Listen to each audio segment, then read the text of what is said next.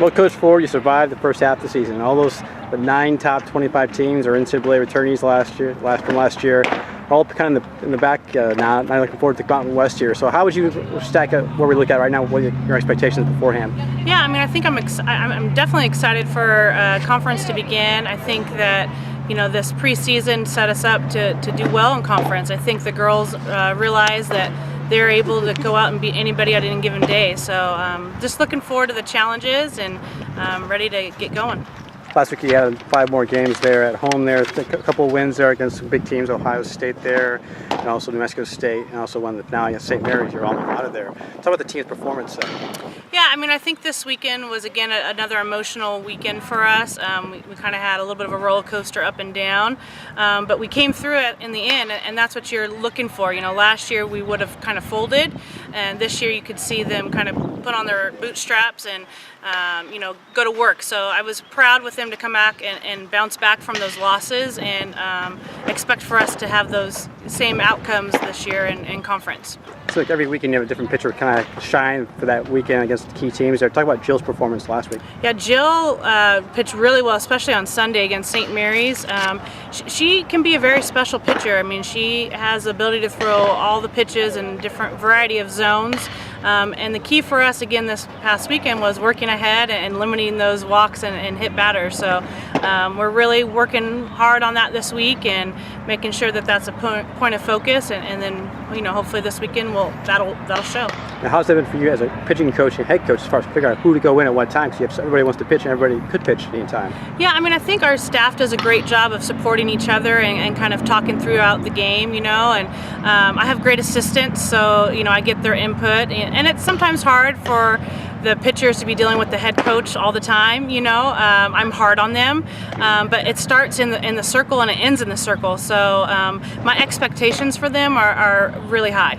A couple of double plays last week on defense too was kind of a nice shining moment for the team at key points, right? Yeah. Defense is huge. I mean, in every sport, it kind of transitions over to everything as defense wins championships. Whether it's the NFL, whether it's baseball, softball, lacrosse, basketball, all of those sports, defense, and that's why pitching's so important, and it's imperative. When we don't make errors, we win a lot of those ball games, and so for us to limit those free bases is huge.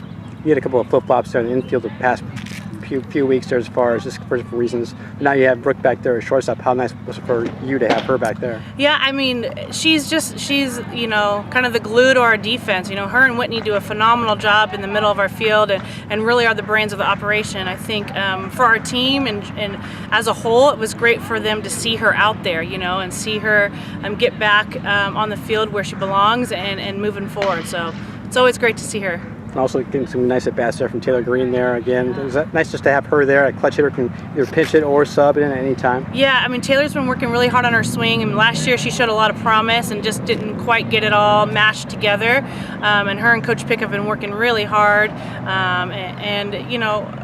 she can do it. I mean, that's the thing. She gets a good pitch, and mostly with her, it's about her pitch selection. When she gets a good pitch, she lets that ball ride. So I think she's very confident right now, and we're obviously confident in her and her ability. And, we've been kind of switching that DP role, the pinch hitting role, who's the first off the bench, and, whoever's hot's going to, get those opportunities. So you have a chance now to play Boise State. Last year you had some success against them, but also they're a team 15 wins right now, just like yourself.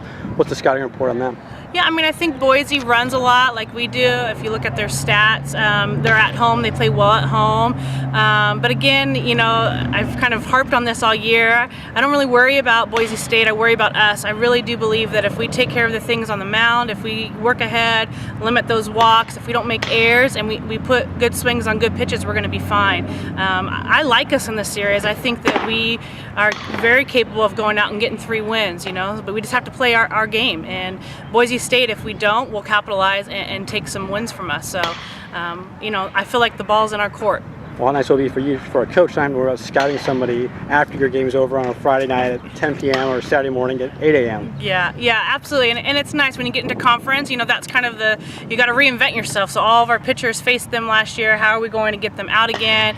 You can't have that same sequence. They know our hitters. So that's where kind of the intricacies of the game really play a part, whether or not you can put down a sacrifice bunt, whether you can move a runner to third base, whether or not you can, do a variety of different things. That's going to make or break you your success. We saw that from Michelle Solomon there late in that one game. A key bunt there, she did a home run earlier in the game, so they're not expecting it one bit there. Right. Is that kind of fun to have the same player do that? Absolutely, and Miso, her and Stesh both have that ability to be part of their game with their speed, that they're able to hit a ball over the fence and then lay a bunt down, and so it's just neat to see them buy into that and buy into the fact of all the different facets of the game. And at that point in time, we just needed base runners, so it was huge. I'll look forward to watching the Dogs here on the video stream there on the BroncosSports.com and also live stats. So go Dogs. All right, go Dogs.